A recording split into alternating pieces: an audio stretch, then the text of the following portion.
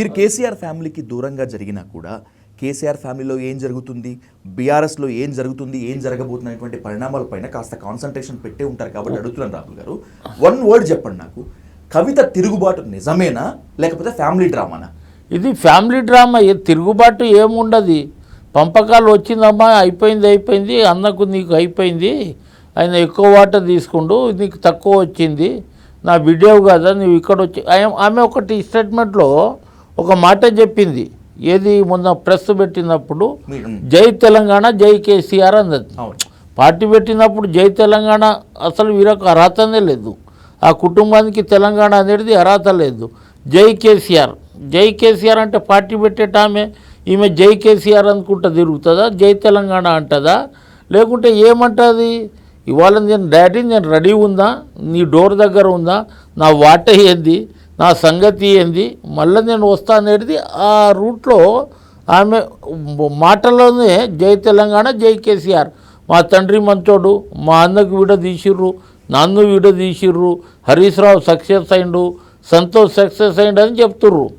ఎవరిని విడదీయలే, వాళ్ళంతా ఒకటే, వాళ్ళ డబ్బుల గురించి ఆడుతున్న డ్రామా తప్ప. ఇలా ఆయన అంటాడు, నేను 25 సంవత్సరాల సుదీర్ఘమైన రాజకీయ జీవితంలో నాది వైట్ పేపర్ లేక ఉంది. కాళేశ్వరం కట్టిన తర్వాత మొత్తం ఇంక్ పేపర్, బ్లాక్ ఇంక్ ఉంటుంది చూడు, ఆ ఇంక్ పేపర్ లేక తయారైంది. అప్పుడు కేసీఆర్ ఈయన అవినీతి చేసిండని సెకండ్ టైంలో ముఖ్యమంత్రి అయినప్పుడు 1.5 year ఇతనికి మంత్రి పదవి ఇవ్వలే. అప్పుడు ఇరిగేషన్ మంత్రి ఉండే కదా, హరీష్ రావు ఉండే కదా, అప్పుడు ఇంత అవినీతి జరిగిందని ఆయన ఇది చేసిండు. నువ్వేం తక్కువ తిన్నావని ఈయన బ్లాక్మెయిల్ చేస్తే అప్పుడు మంత్రి పదవి వచ్చింది. నీ బండారం బయట పెడతా ముఖ్యమంత్రి గారు, నువ్వేం తక్కువ తిన్నావా, మా అమౌంట్ వచ్చు నువ్వు, కానీ నేను అవినీతి అని నువ్వు అనుకున్నప్పుడు 1.5 year నన్ను బయట ఏం ప్రేమతోటి ఇచ్చిర్రా, వీళ్ళకి బ్లాక్మెయిల్ చేస్తేనే వాళ్ళకి పదవులు దొరుకుతాయి, లేకుంటే దొరకదు. వాళ్ళకు మా అటువంటి వాళ్ళు ఉంటే లాయల్గా ఉండి పార్టీకి పనిచేసేటోళ్ళు ఒక్కడు ఉండలేడు. ఇప్పుడు ఎవరన్నా ఉన్నారా అక్కడ? ఓవరాల్గా కవిత ఇచ్చినటువంటి స్ట్రోక్తో కేటీఆర్, హరీష్ రావు, సంతోష్ రావు ఒకటయ్యారు. అయినా కూడా బీఆర్ఎస్ పరిస్థితి తెలంగాణలో కష్టమే అంటున్నారు రామ్ నాయక్ గారు. 100% కష్టమే. ఇంకా మీరు అనుకుంటుర్రు యూరియా దొరుకుతలేదు, లేకుంటే అది అయింది, కేసీఆరే మంచిగాని జనాలకు అక్కడక్కడ వాళ్ళ టీవీ ఉంది కదా, టీ న్యూస్, అందులో వాళ్ళ గురించే చెప్పడానికి పెట్టుకుర్రు. వాళ్ళు వేరే టీవీలు మొత్తుకోవు, వాళ్ళ టీవీలోనే మొత్తం రెచ్చగొట్టేది. ఇగో ఈడ యూరియా దొరుకుతలేదు, ఇగో ఈడ ఏమో ఇది రాలేదు, ఆ రోజు రైతు బంధు ఇచ్చేటప్పుడు కాలం నెంబర్ ధరణి వచ్చినప్పుడు నేను ఓపెన్గా చెప్పిన, కబ్జా కాలం 16 మీరు తీసేస్తారు, దొరలు దేశ్ముఖులకు మళ్ళీ రినివల్ చేయడానికి ఇది చేస్తారు. ఆ రోజు నక్సలైట్లు బాతిన జెండా, ఎర్ర జెండాతోటి సాదా బైనామా మీద తీసుకొస్తారు, ఇచ్చిర్రు డబ్బులు ఇచ్చి వాళ్ళు అది చేస్తారు. మా దొరభూమి అని ఆయన పేరు పట్టా ఉంటుంది, ఈయన కబ్జా కాలంలో ఉంటారు. ఆ కబ్జా కాలం తీసేసి పట్టేదారు ఎవరికి లీగల్ చేస్తారు.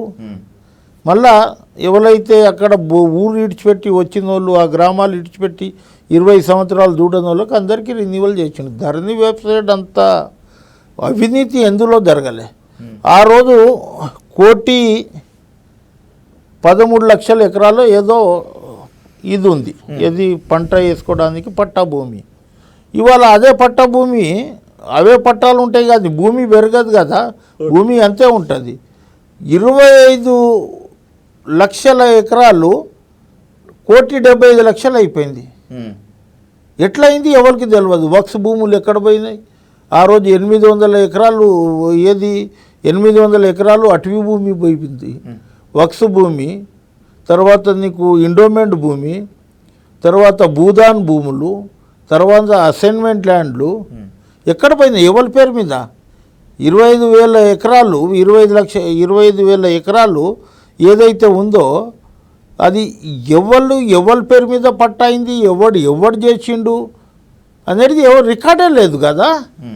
పెద్ద ప్రపంచంలో అందరికంటే పెద్ద ఈ కాళేశ్వరం ఇంకా ఇడిచిపెట్టు, ప్రపంచంలో అందరికంటే ఎక్కువ ఈ స్కామ్ ఇది ఉంటుంది. దాని మీద దాని మీద కరెక్ట్గా ఎంక్వైరీ చేయండి. ఇది నా ఇల్లు ఉంది, ఈ కాలనీలో ఒక 10 ఇండ్లు ఉంటాయి, 10 మంది పేర్ల మీద ఉంటుంది, Okay. ఓపెన్ ల్యాండ్ ఉంటుంది, ఒక పార్క్ ల్యాండ్. అటువంటి ల్యాండ్ ఎవరి పేరు మీద పోయింది? ఆ ల్యాండే లేకుండా పోయింది కదా. అట్లా లెక్కలు తీయండి. తెలంగాణ వచ్చినప్పుడు సో కాళేశ్వరం కన్నా ఎక్కువ కుంభకోణమా ఎక్కువ కుంభకోణం. ఇప్పుడు తెలంగాణ వచ్చినప్పుడు ఎన్ని ఎకరాలు, ఎంత పట్టా భూమి, తర్వాత అటవీ భూమి ఎంత, వక్స్ భూమి ఎంత, తర్వాత పొరంపోగ్ ఎంత, తర్వాత భూదాన్ ఎంత, తర్వాత ఇంకా ఈ ఏది సర్కారీ కంచె ఎంత, ఇవి అన్నీ ఉన్నాయి కదా. అవి అన్నీ ఆ రోజు 2014లో రికార్డు ఉంటుంది కదా. 2014లో వచ్చినప్పుడు ఒక రాష్ట్రం ఏర్పడ్డప్పుడు రాష్ట్రం ఏమేమి చేసింది, ఎన్ని వేల ఎకరాలు పంటలు పండిస్తున్నాయి అనేది ఉంటుంది కదా. ఎంత భూమి ఖాళీ ఉందని వస్తుంది కదా. 25 లక్షల ఎకరాల భూమి ఏ విధంగా ఇదైపోయింది, ఎవరి పేరు మీద పోయింది? గవర్నమెంట్ అయితే అమ్మదు కదా, ఎండోమెంట్ అమ్మదు కదా. అటవీ అయితే ఎవడు అమ్మడానికి వీళ్ళే కదా. అటవీ భూమి ఎక్కడ పోయింది మళ్ళా?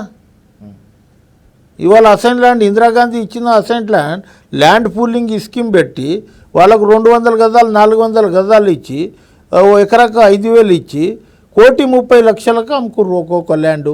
అందులో ఫార్మాసిటికల్ అని పెట్టిర్రు. ఇండస్ట్రీస్ జీవోల 2 సంవత్సరాల లోపు 2 సంవత్సరాలు కనుక ఇండస్ట్రీస్ పెట్టకపోతే ఎవరైతే భూమి తీసుకురో ఆ రైతులకు ఇచ్చేయాలి.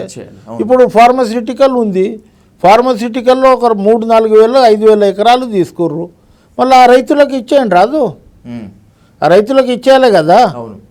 ఇవాళ ఏమంటున్నామంటే 1,00,000 నాగలి అన్నాడు, 1,00,000 నాగలితోటి అన్నాడు. వీళ్ళ ఫామ్ హౌస్ ఈడ దున్నుతాము. సమయం సందర్భం వస్తే అక్కడ పోయి ఎక్కడ మన ఎర్రబల్లి ఫామ్ హౌస్ని దున్నుతాం, వీళ్ళ ల్యాండ్లను దున్నుతాం, వీళ్ళ విల్లను గుంజుకుంటాం, వీళ్ళ ఆస్తుల మీద దాడులు చేస్తాం. ఎందుకు చేయవద్దు? ఎవరి సొమ్ము అది? ఎలా ప్రజల తిరుగుబాటు కంటే ఎక్కువ ఏమీ ఉండదు. మీరు చూసిరు కదా, మొన్న నేపాల్ చూసిరు కదా. ఆర్థిక మంత్రిని ఉరికిచ్చి కొట్టిర్రు. ప్రధానమంత్రి భార్య మంటలలో కాలిపోయింది. అట్లా ఒకరోజు వస్తుంది ఇది. గడాఫీ ఎవరైతే ఆయన ఉండదని ఆయనను అది మోరీలో వేసి తొక్కిర్రు. ఆ విధంగా ఉంటుంది. వీళ్ళు ఈసారి ఎలక్షన్ కొట్లాడతారు. గవర్నమెంట్ అయితే 99% రాదు. మళ్ళీ బీఆర్ఎస్ రాదు, రాదు. ఎప్పుడైతే రిజల్ట్ రాదో వీళ్ళు ఇక్కడ ఉండరు, ఇండియాలో ఉండరు, వెళ్ళిపోతారు, విదేశాలలో వెళ్ళిపోతారు. కేటీఆర్ని వ్యతిరేకిస్తూ కేటీఆర్ని చెక్ పెట్టేందుకు కవిత కొత్త పార్టీ పెట్టడం ఖాయంగా కనిపిస్తుంది. రాములు గారు మీకుందా సమాచారం? 100% పెట్టాలి. పెట్టకపోతే ఆమె మళ్ళీ నీకు ఇది ఉండదు కదా, ఆమె ఇది ఉండదు కదా, పొలిటికల్ ఇది ఉండదు. ఇప్పుడు ఆ డబ్బులు ఉన్నాయి. ఒకవేళ కనుక కొత్త పార్టీ పెడితే కవిత కష్టమా లేకపోతే విజయం సునాయాసమేనా? కొత్త పార్టీ డిపాజిట్ వస్తే చాలా అంటుంది. గెలుపు విజయం దగ్గర మీరు పోతుర్రు, డిపాజిట్లు వస్తే చాలు. ఈమె పోటీ చేసిన జాగాలో డిపాజిట్ తీసుకురామను.